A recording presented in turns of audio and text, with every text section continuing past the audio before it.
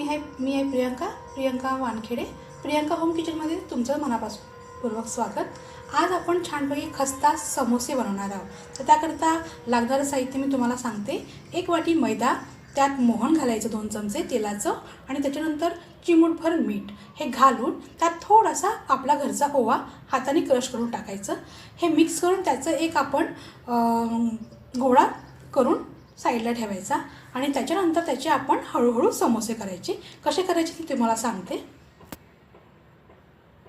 आता बघा, आपण एक गोळी घेऊन त्याची आपण अशी एक पाती लाटायची अशा प्रकारे. हे बघा, अशी लाटून झाली की मग त्याच्या साईडवरती ह्या कोण्यावरती आपण पाणी लावायचं. पाणी लावल्यावरती त्याला अशा प्रकारे आपण फोल्ड करून घ्यायचं. हे बघा, दुंबड मारायची अशी दुंबड मारली की हा असा आपला एक कोण तयार होतो. असा कोण तयार झाला की त्याच्यामध्ये आपण फिलिंग भरायची. फिलिंग म्हणजे आता आपली ही आलूची चटणी, हो ना. तर मग आता आपल्याला ह्याच्यामध्ये आलूची चटणी भरायची आहे. आपल्याला जेवढी लागेल तेवढी आलूची चटणी ह्याच्यामध्ये आपण टाकायची ह्या प्रकारे. आणि याला टाकल्यावरती ह्याच्या बाजूचे जे कोणे असतात ना, हे कॉर्नर, ह्यावरती परत थोडा पाण्याचा हात घेऊन आपण याला ओलसर करायचं. आपण जर पाणी नाही लावलं ना तर मग हे तेलात जाऊन फुटतात आणि आपलं सगळं तेल हे खराब होतं. तर आता हे बघा, हे याचं तोंड आहे. आपण आता समजूया की हे याचं तोंड आहे. तर हे जे असा पायाचा भाग असतो हा असा दुमडायचा. आता दुमडला आपण की त्यावरती परत पाण्याच्या हाताने थोडंसं त्याला हे करायचं, म्हणजे हे सुटतं कामाने. नंतर मग हे असं त्याचं पाय आहे हे त्याच्यावरती अशी दुंबड मारायची. हे बघा कशी मारते मी. अशी दुंबड मारली की मग हा असा एकदम टाईट होतो राजासारखा. आणि मग हा असा छान असा बसायला हवा की नाही, वाटला पाहिजे ना की आपण छान रेस्टॉरंटमधला किंवा हॉटेलमधले कसे बसवतात. हे बघा, असा तो अगदी दिमागात बसला पाहिजे समोसा आपला. बघा बसतोय की नाही. हे बघा, हे त्याचं तोंड आहे, हे त्याचे हात आहे आणि तो बघा कसला दिमागात बसतो आहे. आणि हा असा बसला म्हणजे आपला समोसा हा अगदी परफेक्ट आहे. बघा, कुठून फाटलेलं नाही, फुटलेलं नाही की काही नाही. अशा प्रकारे आपण ह्या समोस्याला बनवून घ्यायचं. आणि मी असे सगळे समोसे असे तयार करून ठेवलेले आहेत, तुम्ही बघू शकता. हे बघा, अशा प्रकारे आपण सगळे समोसे तुम्ही तयार करून ठेवलेले आहे. हे बघा, मी मगाशी तुम्हाला मैदा कसा भिजवायचा हे सांगितलं नाही. तर हे मी 2 वाट्या मैदा घेतलेला आहे. त्याच्यामध्ये आपण चिमूटभर हे आपण ओवा घेतला आहे आणि त्याच्यामध्ये आपण 2 चमचे ओव्हन घालून हे आपण बॅटर भिजवून त्याचा डो तयार करायचा. आणि डो तयार केल्यावरती नंतर आपण हे असे समोसे तयार करून घ्यायचे आहेत.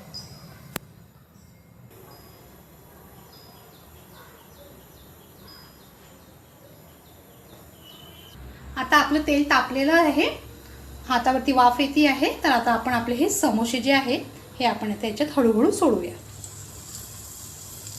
जितके जातील आपल्या एका कढईमध्ये तेवढे आपण याला सोडायचे.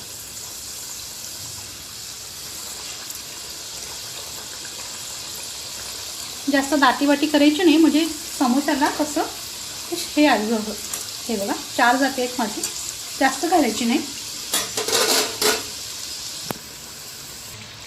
बघा, आता हळूहळू याचा रंग बदलतो आहे. गॅस आपण एकदम मध्य करूया. स्लो गॅसवरतीच करायचं. जास्त फास्ट केलं की मग ते काळ पडतात. तर आपण स्लो गॅसवरती याला छान असा खरपूस असा तांबूस रंग येईपर्यंत आपण याला होऊ देऊया. आता तुम्ही बघू शकता छान असा तांबूस रंग आलेला आहे.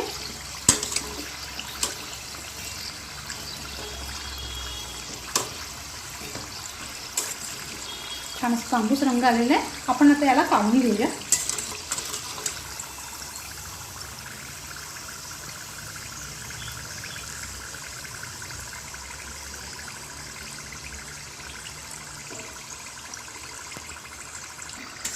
आता आपण याला काढून घेऊया.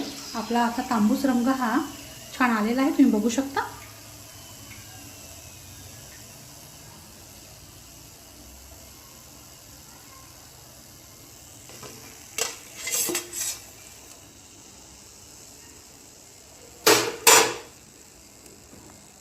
आता आपण दुसरे पण ह्याच प्रकारे तळून घेऊया. आणि आपली गॅसची फ्लेम ही आपण स्लोच ठेवायची. मोठी गॅस ठेवता कामा नये. आणि समोसा कधीही टाकताना अगदी काठाने असा हळूवर टाकायचा, जेणेकरून गरम तेल आहे तर थोडं सावकाशच एका ह्याच्यात माझे 4 होत आहेत, तुम्ही तुमच्याकडे बघायचं. मी एका ह्याच्यात टाकूया. आणि जसे हे सुद्धा आता आपण त्याच प्रकारे तांबूस रंग येईपर्यंत ह्या समोस्याला आता आपण थोड्या वेळ थांबूया. बघा आता आपले हे दुसरे पण होत आलेले आहेत हळूहळू. याच्यावरती पण तांबूस रंग हळूहळू यायला लागलेला आहे. थोडं क्रिसमस, थोडंसं कुरकुरीपणा येण्यासाठी आपण थोड्या वेळाला परत थोडा वेळ होऊ देऊया. बघा तुम्ही बघू शकता छान असा रंग आलेला आहे, तांबूस रंग छान असा आपला आता झालेला आहे. आता आपले हे समोसे आपण तयार आहेत. बघा हे बघा तुम्ही बघू शकता तांबूस असा मस्त रंग आलेला आहे आणि खूप छान क्रिस्पी झालेले आहे. आता आपण याला काढून घेऊया. हे समोसे तयार आहेत. आता आपण याला सर्व करूया. हे बघा आता आपले समोसे रेडी आहे. तर आता आपण याला सर्व करूया.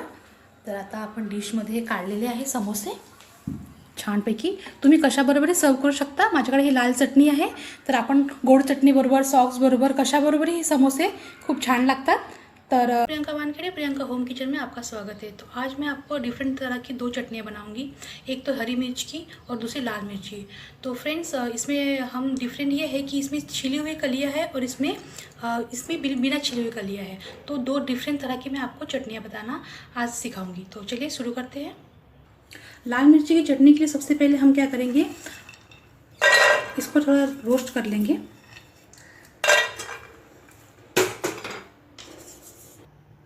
तो देखिए फ्रेंड्स मैंने ये रोस्ट कर ली है. ज़्यादा इसको हमें और भुनना नहीं है. उसी पैन में हम फ्रेंड्स ये जो लाल मिर्च है और साथ ही में ये जो लहसुन की कलियाँ है इसे भी हम इसे ऐसे ही बिना तेल के ही हम इसको रोस्ट कर लेंगे. ज़्यादा हमें इसको डार्क नहीं करना है. अब इसी में हम ये डाल के इसको हम तीनों को भी ज़्यादा से हमें डार्क भूनना नहीं है फ्रेंड्स. बस थोड़ा सा हल्का सा इसमें से कच्ची कसर निकल जाए इतना ही. खोबरे और ये लाल हरी मिर्च और इन तीनों को ही हमने अच्छे से रोस्ट कर लिया है. तो फ्रेंड्स सब हो चुका है. अब हम इसको मिक्सर ग्राइंडर में डाल देते हैं इस तरह से. ज़्यादा नहीं रोस्ट करना है हमें. और उसी के साथ में अब ये जो हमने मूंगफली के दाने थे उसे भी हम इसमें डालकर मिक्सी को चला लेते हैं. देखिए फ्रेंड्स ये इस तरह से हमारी पाउडर हो गई है चटनी, सूखी चटनी. इसे आप किसी के साथ में भी खा सकते हैं. देखिए इस तरह से हो गई है. और आपको अगर चपाती के साथ या फिर पाव के साथ या फिर चटनी किसी के भी साथ आप खा सकते हैं. देखिए कितनी अच्छी हो गई है चटनी. तो ऐसी ही आप सूखी चटनी बनाइए, फ्रिज में रखिए. 15 दिन तो कुछ इसको होता ही नहीं है क्योंकि इसमें हमने पानी का बिल्कुल भी प्रयोग नहीं किया है. तो फ्रेंड इस तरह से आप लाल मिर्च की सूखी चटनी बनाइए. तो फ्रेंड अभी अब उसी तरह से हम हरी मिर्च की भी सूखी चटनी बनाएंगे. तो उसके लिए चलिए हम चलते हैं. तो फ्रेंड हम 1 चम्मच तेल डाल देंगे इसमें. और ये जो हरी मिर्च है हम इसको हरी मिर्च को इसी तरह से इसमें डाल देंगे. साथ ही साथ इसमें हम डालेंगे ये छिला हुआ लहसुन. और साथ ही साथ में इसमें हम ये रोस्ट किए हुए दाने डालेंगे और डालेंगे इनको अच्छी तरह से. देखिए क्या बस इससे ज़्यादा हमें इसको रोस्ट नहीं करना है. अब हम गैस को बंद कर देंगे और इसको ठंडा कर लेंगे. तो देखिए फ्रेंड ये ठंडा हो चुका है. अभी हम इसको ग्राइंडर में डाल के चला लेंगे. तो फ्रेंड ये देखो हमारी चटनी पीस कर हो गई है इस तरह से. अभी हम इसको निकाल देंगे. गरम को देखिए हम इसको निकाल देंगे प्लेट में अच्छे से. देखिए फ्रेंड हमारी ये हरी मिर्च की चटनी, ठेचा भी बोल सकते हैं हम इसको, क्योंकि ये बहुत ही स्पाइसी है और बहुत ही अच्छा है. तो फ्रेंड ये बहुत ही टेस्टी लगती है, खाने में तो बहुत ही अच्छे लगते हैं. लेकिन बस फ्रेंड हमें इसमें अगर फ्रिज में आप स्टोर करके रख रहे हो तो हम इसको निकालते वक्त आप इसमें नींबू का रस मिलाइए. और ये चटनी जो है आप सर्व कीजिए. हरी चटनी और ये फ्रेंड्स हमारी दूसरी लाल चटनी. तो जैसे कि मैंने आपको बताया था डिफरेंट तरह की ये बहुत ही 2 डिफरेंट चटनियाँ मैंने आपको अभी बताई है फ्रेंड्स. तो आप इसे ज़रूर ट्राई कीजिए. आप बड़ा पाव के साथ में खा सकती है. अगर कभी सब्जी में आपको इंटरेस्ट नहीं आ रहा है खाने के लिए तो आप ये चटनी के साथ भी 2 चपातियाँ ज़्यादा आप खा सकते हैं. तो ये जैसे मैंने अभी लाल चटनी बनाई है इसे आप सूखी चटनी कह सकते हैं. इसे आप स्टोर करके 1 महीना भर तक रख सकते हैं. वैसे ही ये जो लाल चटनी, ये हरी मिर्च की चटनी है, इसे भी आप स्टोर करके रख सकते हैं फ्रेंड्स. तो खाने का जायका बदल देगा. तो फ्रेंड्स ये दोनों चटनियाँ आप घर पर बनाइए और स्टोर करके कर रखिए और हो सके तो मेरे चैनल को सब्सक्राइब कीजिए और मेरी वीडियो को लाइक कीजिए। तो फ्रेंड मिलते हैं अगली वीडियो में, बाय।